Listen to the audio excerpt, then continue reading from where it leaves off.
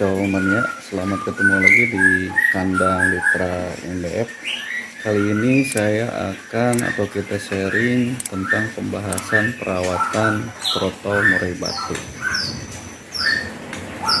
Oke teman-teman, ini sementara review. Kebetulan di kita yang udah naik kandang soliter baru 6 trotol teman-teman, dan ini udah mulai ngemplong dan mulai masa pemasteran. Dan yang di sini kita masih belum pisahkan karena kondisinya belum memungkinkan untuk kita pisahkan. Kenapa? Karena untuk kupurnya itu belum terlalu banyak makan pur teman-teman, kayak gitu, masih penyesuaian. Nah, mungkin beberapa teman-teman yang merawat trotol murai batu banyak bertanya, Mas, gimana caranya perawatan trotol murai batu itu sendiri? Nah, ini anakan trotol usia hampir 2,5 bulan teman-teman, tetapi masih di bawah usia 2,5 bulan kalau hitungan dari tanggal lahirnya. Nah, kebetulan ini udah saya kasih double ring teman-teman, APBN ini fighter, dan udah mulai ngemplong. Untuk bulunya sendiri ini kemungkinan kurang lebih sebulan lagi udah mulai mutasi teman-teman. Dan sekali lagi balik dari pertanyaannya, bagaimana cara perawatan trotol murai batu? Nah, di sini saya akan jelaskan tentang perawatan yang dilakukan di kandang Litra MBF. Untuk kandang soliter sendiri, mulai dari kandang dulu teman-teman. Kita tinggal memilih apakah kita langsung ke sangkar yang bulat apa di sangkar yang kotak teman-teman. Nah, ini udah kepantau ngempong teman-teman, kayak gitu. Nah, untuk perawatannya sendiri teman-teman, kita nggak usah ribet, apalagi yang kita siangnya bekerja teman-teman. Jadi jangan takut untuk merawat trotol murai batu. Intinya pertama jaga kebersihan kandang teman-teman. Jadi setiap kalau sore hari itu atau malam hari kita udah pulang kerja, di waktu senggang usahakan posisi malam hari itu untuk kandangnya itu nggak terlalu banyak kotoran teman-teman, kayak gini. Tujuannya apa? Tujuannya biar burung tersebut sehat. Jadi sebelum kita ke langkah berikutnya, kita harus menentukan dulu di kebersihan awal kandang teman-teman, kayak gini.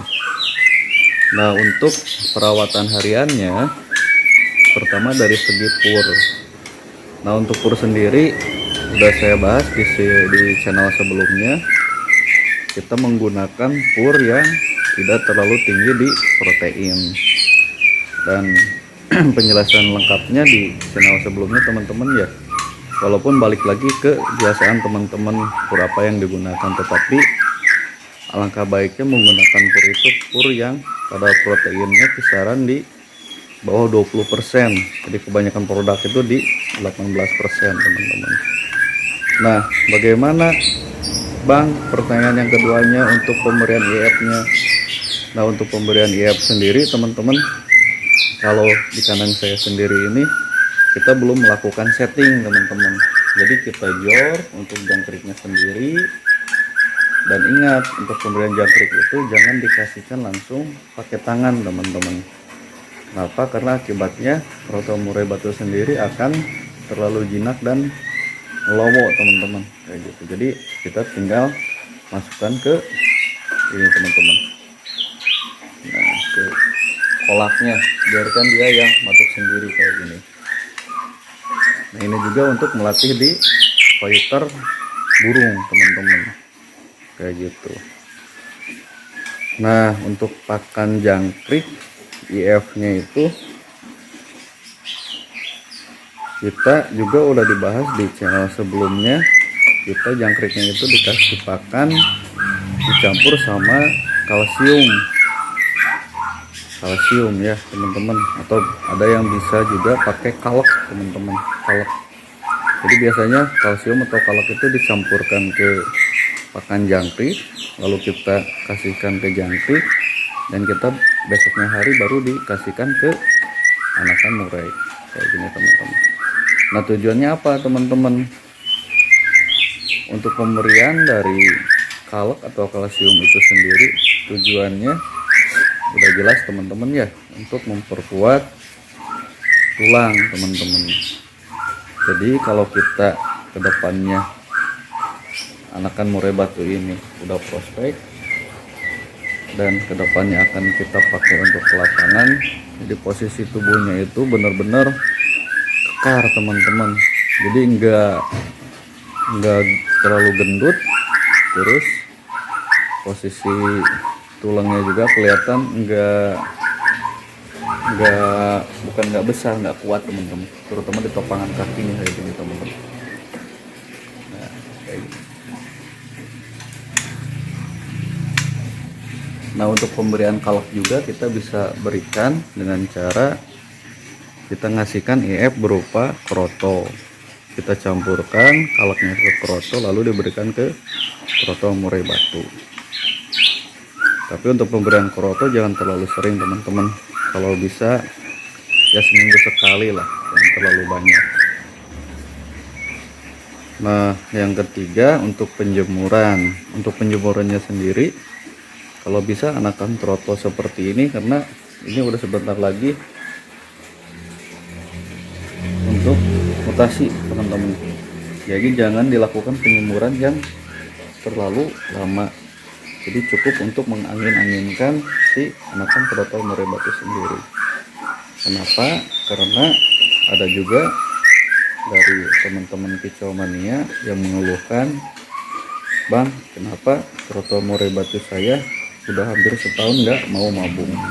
Nah salah satunya ini teman-teman, jadi dilakukan penjemuran belum usianya yang mapan, penjemurannya udah pol teman-teman, karena kalau ini mengakibatkan bulu yang mau amro itu atau bulu yang mau jadinya itu kalau kena sinar matahari yang terlalu panas akhirnya akan mengeras dan tidak berkembang dengan baik teman-teman.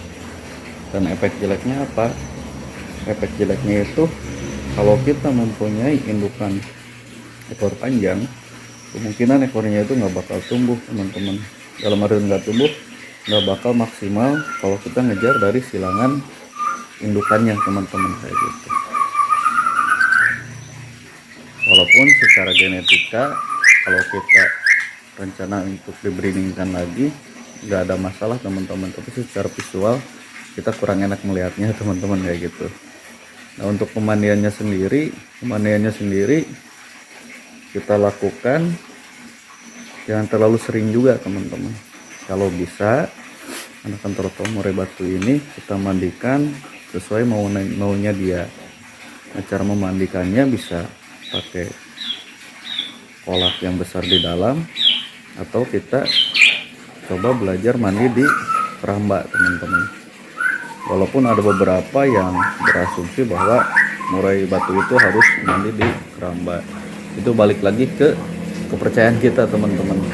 Jadi intinya kalau menurut kandang di sini, kandang Citra sendiri, perawatan murai batu itu jangan dibikin ribet teman-teman. Untuk proses pemandian dan lain-lain, yang penting burungnya mandi nyaman, insya Allah performnya akan terjaga teman-teman. Nah seperti ini teman-teman.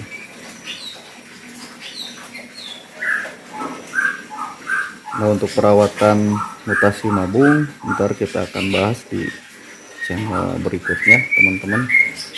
Jadi intinya untuk perawatan troto batu murai sendiri, kita tetap bahasan di kandang Citra MBF itu tetap kita harus disiplin teman-teman. Dalam arti disiplin membersihkan kandang sendiri, pemberian IF yang teratur. Tetapi ingat untuk troto sendiri jangan nyoba disetting teman-teman, biarkan dia makan jangkrik sepuasnya gitu. Karena ini akan mempengaruhi di pertumbuhan dan perkembangan bulunya sendiri teman-teman kayak gitu.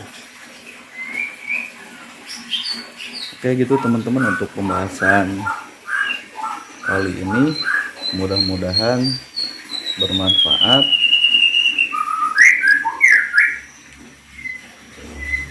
Tetap semangat untuk para peternak murai semuanya, apalagi yang pemain baru ataupun yang akan mencoba memelihara trotol murai batu sendiri. Jadi jangan takut, sebenarnya pengurusan trotol murai batu sendiri ini nggak ribet teman-teman. Yang penting kitanya senang, burungnya nyaman, insya Allah semuanya akan indah pada waktunya. Oke gitu teman-teman, selamat ketemu lagi di channel berikutnya. Salam Mitra MBS.